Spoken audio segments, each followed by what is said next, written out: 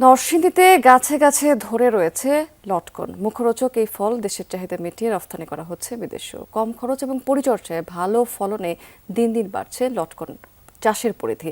এবছর জেলা থেকে প্রায় 150 কোটি টাকার ফল বিক্রির আশা করেছেন কৃষি বিভাগ।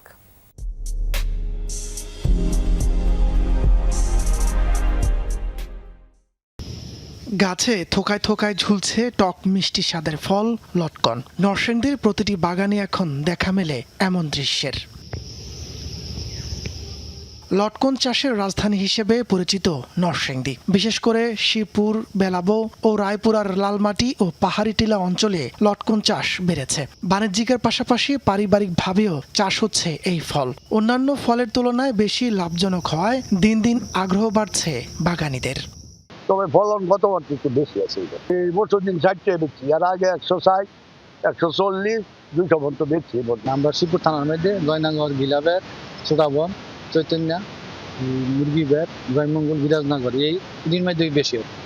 পাইকারিতে প্রতি কেজি লটকন বিক্রি হচ্ছে 60 থেকে 250 টাকায়। মৌসুমী এই ফল বিক্রির সাথে সাথে কয়েক হাজার মানুষের কর্মসংস্থানের সুযোগ তৈরি হচ্ছে প্রতি বছর।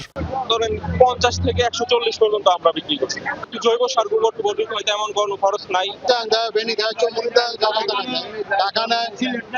বিভিন্ন জায়গায় নেই, 100 টাকা আছে, 150 টাকা পর্যন্ত বিক্রি হয়েছে, 60 টাকা বিক্রি হয়েছে। এখান থেকে মালনেরই বিভিন্ন জেলাতে বিভিন্ন বিভাগে বিক্রি করে।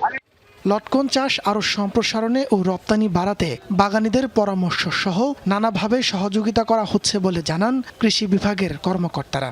গবেষণা প্রতিষ্ঠানের সাথে এবং আমরা কৃষি সম্প্রসারণ অধিদপ্তর আমাদের মাঠ পর্যায়ে আমরা যারা আছি প্রত্যেকে আমরা করেছি যে বাগান মালিকদের সাথে আমরা বেশ কয়েকবার তাদের সাথে মত বিনিময় করেছি, তাদের সমস্যাগুলো আইডেন্টিফাই করার চেষ্টা করেছি। তো এই জায়গাগুলো থেকে যে সমস্যাগুলো আসছে, তো আমরা চাচ্ছি যে একটা গবেষণার মাধ্যমে দীর্ঘমেয়াদী একটা ফলাফল পেতে।